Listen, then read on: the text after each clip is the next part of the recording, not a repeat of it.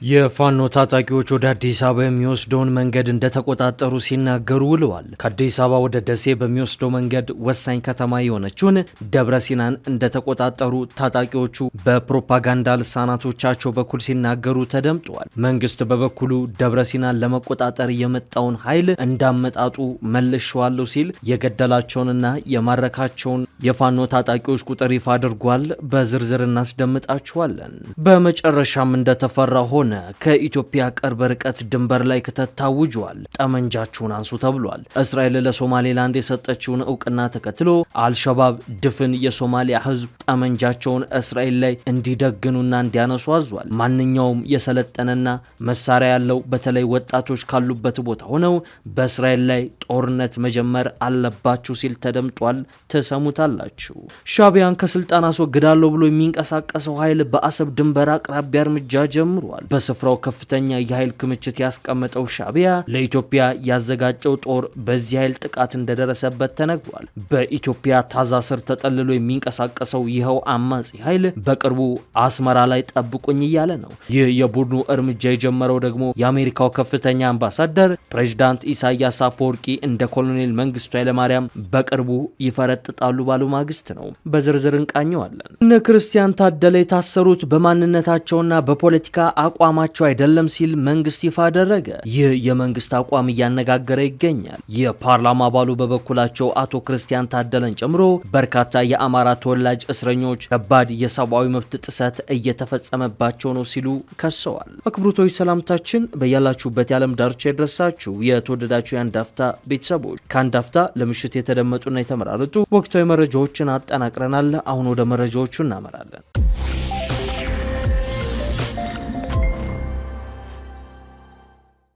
የፋኖ ታጣቂዎች ወደ አዲስ አበባ የሚወስደውን መንገድ እንደተቆጣጠሩ ሲናገሩ ውለዋል። ከአዲስ አበባ ወደ ደሴ በሚወስደው መንገድ ወሳኝ ከተማ የሆነችውን ደብረ ሲናን እንደተቆጣጠሩ ታጣቂዎቹ በፕሮፓጋንዳ ልሳናቶቻቸው በኩል ሲናገሩ ተደምጧል። መንግስት በበኩሉ ደብረ ሲናን ለመቆጣጠር የመጣውን ኃይል እንዳመጣጡ መልሼዋለሁ ሲል መግለጫን አውጥቷል።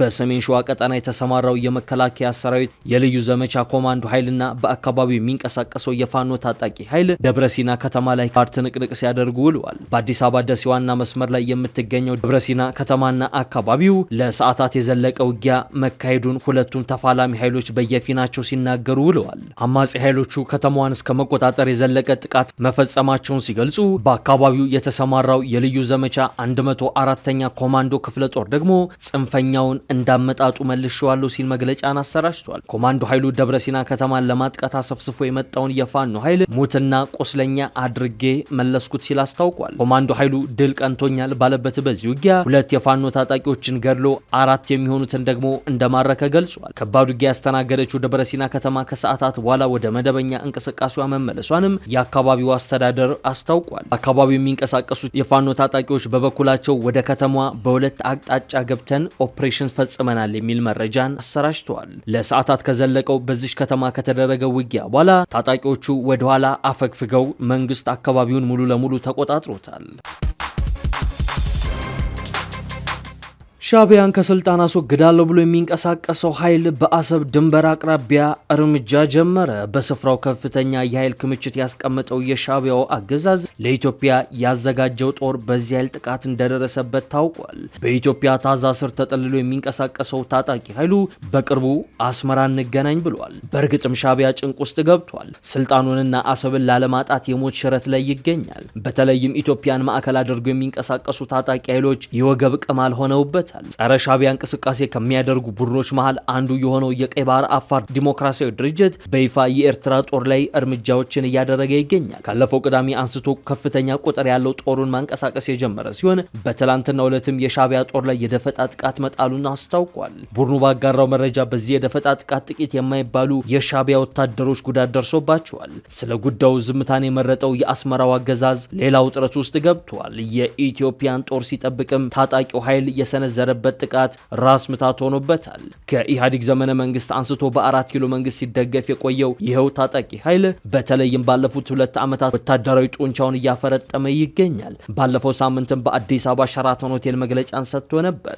ቡድኑ በሰው ኃይል በስልጠናና በሎጂስቲክ አቅሙን አሳድጓል የተባለም ሲሆን በቅርቡ አስመራ ላይ ጠብቁኝም ሲል አውጇል። አሁን ባለው ሁኔታ የኤርትራን መንግስት የሚፋለሙ 2 ኃይሎች አሉ። አንደኛው ብርጌድ ንሓመዱ ሲሆን መሰረቱን በዲያስፖራ ኤርትራውያን ላይ ያደረገ ኃይል ነው። ሌላኛው ደግሞ በነፍጥ እየተንቀሳቀሰ ያለው የቀይ ባህር አፋር ዴሞክራሲያዊ ድርጅት ነው። በዓለም አቀፍ ተቃውሞ ላይ የተመሰረተ እንቅስቃሴን ሲያደርግ የቆየው ብርጌድ ንሓመዱ ከቀይ ባህር ዴሞክራሲያዊ ድርጅት ጋር በጋራ በመሆን ግንባር ፈጥሮ ወደ ነፍጥ ፍልሚያ በመግባት ከድርጅቱ ጋር መግባባት ላይ የደረሰ መሆኑን ከዚህ ቀደም መዘገባችን አይዘነግ። የአፋር ህዝብ በኢትዮጵያ በኤርትራና በጅቡቲ የሚኖር ሲሆን የኑሮ ሁኔታ ቀይ ባህርን ተንተርሶ ባሉት ምስራቃዊ የአፍሪካ ቀንድ ክፍልም ነው። የሚበዛው የአፋር ህዝብ የሚገኘው በኢትዮጵያ ሲሆን የኤርትራ አፋሮች አሰብን ጨምሮ በቀይ ባህር ዳርቻ የሚኖሩ ሲሆን የፕሬዝዳንት ኢሳያስ መንግስትም በስጋትነት ይመለከታቸዋል። ፕሬዝዳንት ኢሳያስ አፈወርቂ የሚመሩት የሻዕቢያው አገዛዝም በኤርትራ አፋሮች ላይ የዘር ማጽዳት እየፈጸመ እንደሚገኝ መረጃዎች ይጠቁማሉ። በአዲስ አበባ መንግስት ከለላ የተሰጣቸው ባለሰማያዊ ማዕበልተኞችና የቀይ ባህር አፋር ታጣቂዎች ኢሳያስን ሊንዱ ተከስተዋል። የአንድ ወጣት ዕድሜ ያህል ኤርትራን እንዳሻቸው የመሩት አቶ ኢሳያስ አፈወርቂ የማያልፉት ከባድ ማዕበል ነው ከፊታቸው የተጋረጠባቸው። የጸረ ኢሳያስና ጸረ ሻዕቢያ ንቅናቄ የአዲሃሎ ቤተ መንግስት አምባገነኖችን ማስጨነቅ ጀምሯል። ይህም የኢሳያስ አፈወርቂ ጀንበር እያዘቀዘቀች ስለመሆኑ ማሳያ ተደርጎ ተወስዷል። የፍትህ ሚኒስቴርና አቶ ክርስቲያን ታደለን አስመልክቶ የሰጡ አስተያየት እያነጋገረ ይገኛል። እነ አቶ ክርስቲያን ታደለን ያሰርኳቸው በፖለቲካ አቋማቸው አይደለም ሲል ተደምጧል። አንድ የፓርላማ አባል በበኩላቸው ፍትህ ሚኒስቴር የሰውና ሰነድ ማስረጃ ማቅረብ ካልቻለ በማንነታቸውና በፖለቲካ አቋማቸው የታሰሩ ሰዎች ለከፍተኛ ሰብአዊ ጉዳት እንዲዳረጉ እያደረገ ነው በማለት ከሷል። ፍትህ ሚኒስቴር በበኩሉ በማንነቱም ሆነ በፖለቲካ አቋሙ የሚታሰርም ሆነ የታሰረ ሰው እንደሌለ ተናግሮ ነገር ግን አንድ ሰው የፖለቲካ ግቡን ለማሳካት በህገወጥ መንገድ የሚንቀሳቀስ ፖለቲከኛም የመንግስት ሰራተኛም ሆነ የመንግስት ኃላፊ ላይ የህግ ተጠያቂነትን አረጋግጣለሁ ብሏል። ይህ ጉዳይ የተነሳው የፍትህ ሚኒስቴር በዛሬው ዕለት በፓርላማ መደበኛ ስብሰባ ላይ ቀርቦ ከምክር ቤት አባላት ለተነሱለት ጥያቄዎች የ25 ደቂቃዎችን ምላሽና ማብራሪያ ባቀረበበት ወቅት ነው። የምክር ቤት አባሉ ዶክተር አበባው ደሳለው የፍትህ ሚኒስቴር ዋነኛ ስራው ክስ በመመስረት የክሱን ሂደት በመከታተል አፋጣኝ ፍትህ ለዜጎች ማድረስ መሆኑን በማንሳት በማንነታቸውና በፖለቲካ አመለካከታቸው ብቻ ከ2 ዓመት ከ6 ወር በላይ የታሰሩ የአማራ ፖለቲከኞች፣ ጋዜጠኞች፣ አንቂዎችና የሃይማኖት አባቶች እናንተ የሚጠበቅባችሁን የሰነድ የሰው ማስረጃና ምስክር ማቅረብ ባለመቻላችሁ ለከፍተኛ ሰብአዊ ጉዳት ተዳርጓል ሲሉ ከሰዋል። የምክር ቤት አባሉ ማስረጃና ምስክር ማቅረብ ካልቻላችሁ የተሰጣችሁን ክስ የማቋረጥ ስልጣን መጠቀም ሲገባችሁ ዜጎች በፍትህ መጓደል የሚሰቃዩት እስከ መቼ ነው ሲሉም ጠይቀዋል። ከፖለቲካ ጫና ወጥታችሁስ እውነተኛ ፍትህ የምታሰፍኑት መቼ ነው በሚል ሌላ ጥያቄም ዶክተር አበባው አክለዋል። በማረሚያ ቤት የሚገኙ እስረኞች ላይ የሰብአዊ መብት ጥሰት ሲያጋጥም ዳኞችም ፍርድ ሲሰጡ፣ ፌዴራል ማረሚያ ቤቶች ግን ይህን ትዕዛዝ ሲተገብሩ አይታይም ሲሉ ከሰዋል። በሰብአዊ ተቋማት እንደተረጋገጠው በአገሪቱ የተለያዩ ክፍሎች በተለይም በአማራና በኦሮሚያ ክልሎች ከፍተኛ የመብት ጥሰቶች መኖራቸውን የምክር ቤት አባሉ ጠቅሰው ለዚህ የመብት ጥሰት ፍትህ እንዲረጋገጥ ተቋሙ ምን ሰራ ሲሉም ጠይቀዋል።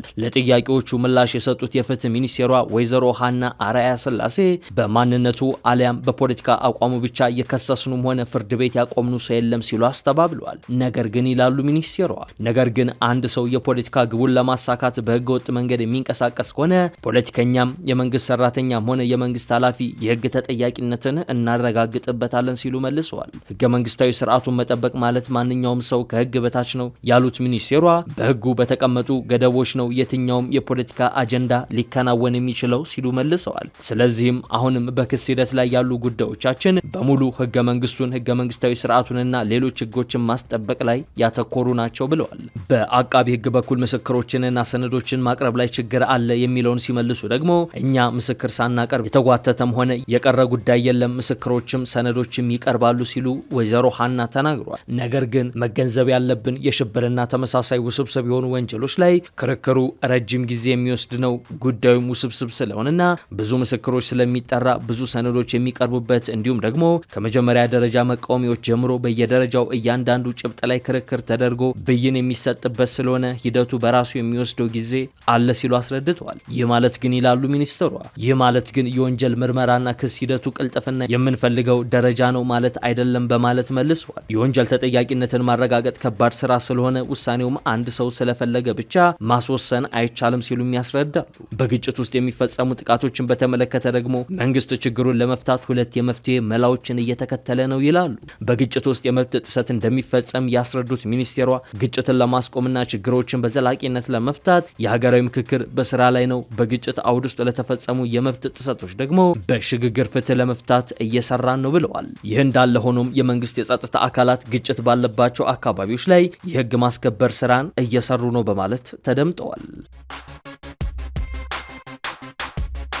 በመጨረሻም እንደተፈራ ሆነ። አልሸባብ የእስራኤልን እርምጃ ተከትሎ ጂሃድ አወጀ። ቴል አቪቭ ለሶማሌላንድ የሰጠችውን የነጻ አገርነት እውቅና በመቃወም እስላማዊ ታጣቂ ኃይል አልሸባብ ሶማሊያውያን በእስራኤል ላይ ጠመንጃ እንዲያነሱ ጥሪ አስተላልፏል። የቡድኑ ቃል አቀባይ ባስተላለፈው በቪዲዮ በተቀረጸ መልእክቱ ሶማሊያውያን አገራቸውን ከእስራኤል ለመከላከል ታጥቀው ይነሱ ሲል ክተት አውጇል። የአልሸባብ ቃል አቀባይ ሼክ አሊ ሙሐመድ ራጌ ወይም አሊ ዳሂር ባቀረበው ጥሪ የሶማሌላንድ መሪዎችን ካዲ በማለት በሶማሊያ ህዝብ ላይ ቀኝ ግዛትን ጋብዘዋል በማለት ከሰዋል። ማንኛውም የሰለጠነና መሳሪያ ያለው በተለይ ወጣቶች ካሉበት ቦታ ሆነው በእስራኤል ላይ ጦርነት መጀመር አለባቸው በማለት አይሁዳውያንን ኢላማ እንዲያደርጉም ጥሪ ያቀርበዋል። መሳሪያም ሆነ ስልጠና ለሌላቸው ደግሞ ቡድኑ የሚያስፈልጋቸውን ለማቅረብ ዝግጁ መሆኑን በመጥቀስ እንዲቀላቀሉ የክተት ጥሪውን አስተላልፈዋል። በበርካታ አገራት በሽብርተኝነት ከተፈረጀው ከዓለም አቀፉ ቡድን አልቃይዳ ጋር ትስስር እንዳለው የሚነገርለት አልሸባብ ሞቃዲሾን ጨምሮ በተለያዩ የሶማሊያና የምስራቅ አፍሪካ አገራት ውስጥ የሽብር ጥቃትን በመፈጸም ነው የሚታወቀው። የሶማሊያ መንግስትን ለመጣል የሚዋጋው ይህ አሸባሪ ኃይል ከአገሩ መንግስት ባሻገር አሜሪካን ጨምሮ በአጎራባች አገራት የሽብር ቡድን ተብሎ እየታደነ ያለ ነው። እስራኤል የሰጠችውን እውቅና የተቃወመው የአልሸባብ ቃል አቀባይ የሶማሌላንድ ህዝብ እስራኤል የሰጠችውን እውቅና እንዲቃወምም ጥሪ አስተላልፏል። ነገር ግን ከ30 ዓመታት በላይ ከሶማሊያ መንግስት ራሷን ነጥላ ነጻ አገርነቷን ላወጀችው ሶማሌላንድ እስራኤል ባለፈው ሳምንት የሉዓላዊ አገርነት እውቅናን መስጠቷን ተከትሎ በሃርጌሳ በርካታ ህዝብ አደባባይ በመውጣት ደስታውን ሲገልጽ ተመልክተናል። በሌላ በኩል ደግሞ የሶማሊያ ማዕከላዊ መንግስት እውቅናውን አጥብቆ በመቃወም ጉዳዩን ወደ ተባበሩት መንግስታት የጸጥታው ምክር ቤት ወስዶታል። እንዲሁም ሶማሊያውያን በተለያዩ የአገሪቱ ክፍሎች ውስጥ ባካሄዷቸው ሰልፎች የሶማሌላንድን የአገርነት እውቅና ተቃውመውታል። የተወደዳችሁ የአንድ አፍታ ሚዲያ ቤተሰቦች ለምሽት የያዝናቸው መረጃዎቻችን እነዚህን ይመስሉ ነበር። አብራችሁን ስለቆያችሁ እናመሰግናለን። መልካም ምሽት።